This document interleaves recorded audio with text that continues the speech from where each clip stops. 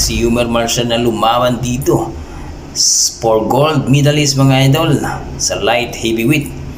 Ang kanyang kalaban dito ay isang Chikwa na kung saan mga idol umabot po sila ng desisyon at talo po ang ating Pampato. Pero nakita natin sa laban na panalo ang ating Pampato. Yan ang masakit sapagkat pag hindi mo matikio o makio o mapabagsak ang kalaban ay sigurado na mayroong cooking show na ang mangyayari. Kaya mga idol, sa mga boxer natin dyan, kung